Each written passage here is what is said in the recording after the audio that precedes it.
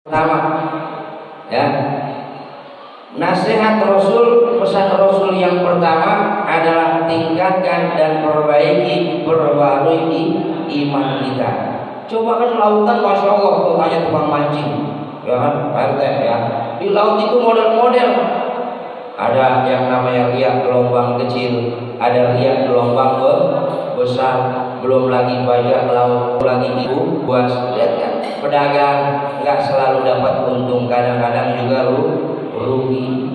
Pengusaha tidak juga kadang-kadang sukses, kadang-kadang juga kemudian hancur, bangkrut. Pejabat nggak bakal jadi pejabat terus, besok bakal jadi orang rumah. Pejabat juga bakal jadi rakyat. Berapa lama dia menjabat? Jangan bangga, jangan sombong, maka kemudian kelak suatu saat kembali menjadi rakyat.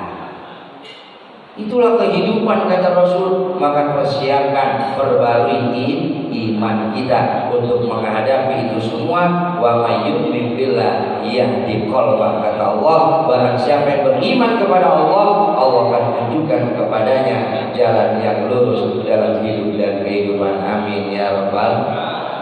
Yang kedua, kemudian kata Rasul, pesan Rasul kepada Abu Dzar Al-Ghifari. Yang kedua apa? Wa uzzizada kamilan. Dan kemudian kata Rasul, wa uzzizada kamilan fa inna safara ba'id. Dia yang nulis udah yang nulis tuh. Ya, kasihan ada yang nulis. Makanya saya pelan-pelanin. Wa uzzizada kamilan fa inna safara ba'id. Nah, tulis tuh yang lagi nulis. Ini cakep nih, ngaji kayak begini. Dia bawa tulisan, kan? Apa kata Rasul pesan yang kedua? Persiapkan bekalmu sesempurna mungkin. Fa inna safara ba'id, karena perjalanan begitu jauh. Apa maksud Rasul? Sempurnakan kemudian bekal kita, karena perjalanan begitu jauh. Karena kita manusia melewati beberapa fase kehidupan. Yang pertama fase kehidupan adalah alam arwah, yakni alam ruh, yang kita tidak pernah tahu berapa lama kita di alam ruh. Yang kita tahu ketika emak kita, istri kita udah kemudian 4 bulan 10 hari, ditiupkanlah kemudian ruh ke dalam rahim kemudian istri atau emak kita. Makanya ada yang namanya acara 4 bulan, acara 7 bulan. Itu rasa syukur kita kepada Allah Subhanahu wa taala. Ruh sudah masuk, ruh sudah beriman kepada Allah, berdialog kepada Allah, ditanya oleh Allah, alastu bi rabbikum fa amanna, qalu bala syahidna, kata ruh. Allah bertanya, apakah kamu beriman kepadaku sebagai Tuhan? Qalu, ruh menjawab, bala, benar ya Allah, ya ya Allah, syahidna, kami menyaksikan beriman kepada Engkau ya Allah. Ruh, alam arwah. Masuk kemudian setelah itu adalah alam arham, yakni alam rahim, rahim ibu kita, rahim istri kita. Masuk kemudian gara-gara kemudian main tuyul-tuyulan, berjendul itu ke depan. Itu gara-gara main tuyul-tuyulan, Pak.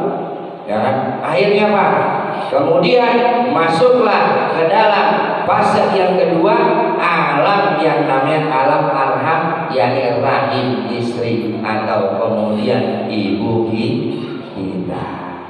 Berapa lama? 9 bulan 10 hari. Ada juga Pak Ustaz yang kadang-kadang ngetemnya kelamaan 10 bulan ada. Ada juga Pak Ustaz 11 bulan, ada yang setahun 12 bulan. Benar Bu? Kesel apa kagak? Kesel apa kagak? Mau miring bingung, ya kan? Mau tengkurap takut meletus, mau telentang takut mati. Ya Bu ya, awas ibu hamil, kalau lagi hamil tidurnya jangan telentang, mati Bu, bahaya. Ya, lagi hamil tang telentang, nggak boleh. Ya, bisa mati kalau lagi hamil telentang. Ya, tang ditelan jangan. Ya. Tuh, jadi dari situ kemudian kita semua memperhatikan alam yang kedua, yakni alam arham, alam rahim, dan kemudian 9 bulan 10 hari. Ada yang sampai lebih, tapi kemudian istri kita, ibu kita, kemudian mereka tidak merengek, mereka kemudian tidak pernah menyesal, mereka kemudian terus berjuang dengan aliran darah dan air mata, bahkan kemudian antara hidup dan mati. Berajol, alhamdulillah. Bu, nyesel, bu, gak kapok. Kalau kita bukan kapok pak. Kalau kita kapok, kalau disunat sekali ya pak ya. Mau gak disunat lagi? Perih gak? Sakit gak pak? Bu, waktu ngelahirin sakit gak? Perih gak? Kapok gak? Tuh, kagak kapok. Masya Allah, alhamdulillah. Masuk fase kemudian yang selanjutnya, fase apa? Fase yang selanjutnya masuk alam dunia. Nih, ada yang ngontrak di Peta Kodong, ada yang ngontrak di Angke, ada yang ngontrak di Kalijodo. Nggak tahu berapa lama kita ngontrak di dunia ini. Yang kita tahu saat ini kita masih diberikan nafas oleh Allah, masih keluar, masih masuk, masih kemudian kita bernafas. Maka umur panjang yang Allah berikan sekarang ini, jangan sampai kita kemudian tebarkan benih-benih kebencian, benih-benih maksiat, benih-benih dosa yang akhirnya kita mendapatkan kemurkaan dan neraka Allah. Nauzubillah min. Maka justru umur panjang yang Allah berikan kita sekarang ini adalah dalam rangka menebarkan benih-benih kebaikan, benih-benih pahala, benih-benih ibadah, agar kita mendapatkan kemudian apa yang kita inginkan, selamat fid dini wad dunya wal akhirah. Shalli wa sallim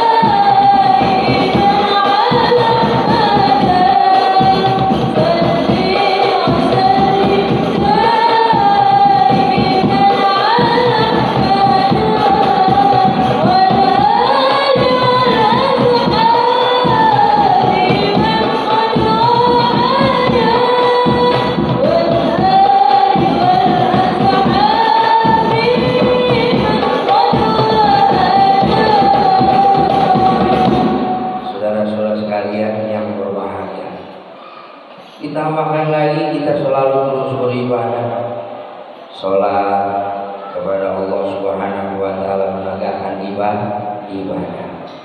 Suatu saat Rasulullah SAW memimpin sholat subuh berjamaah. Ketika Rasul hendak mengimami sholat subuh berjamaah, Rasul melihat shaf paling depan sebelah kanan itu kosong. Ditunggu oleh Rasul untuk kemudian sholat berjamaah. Entah sudah berapa hari shaf paling kanan yang ada di depan itu kosong. Maka waktu telah kemudian berlalu, Rasul sholat berjamaah. Selesai sholat bertanya Rasul, siapakah yang biasa menempati sebelah kanan shaf paling depan? Sahabat kemudian menjawab, ya Rasul, yang biasa sholat subuh di shaf paling depan sebelah kanan adalah sahabat Sauban. Kemana gerangan orangnya? Mari sama-sama kita ke rumahnya. Entah mungkin dalam keadaan sakit sehingga dia berhalangan. Siapa yang tahu rumahnya, kata Rasul. Sahabat menjawab, saya tahu rumahnya Rasul. Mari kita berangkat. Berangkat Rasul setelah sholat subuh, kemudian bersama sahabat mencari rumah sahabat Sauban. Hampir sampai 2 sampai 3 kilo, sampailah di depan rumah Sauban.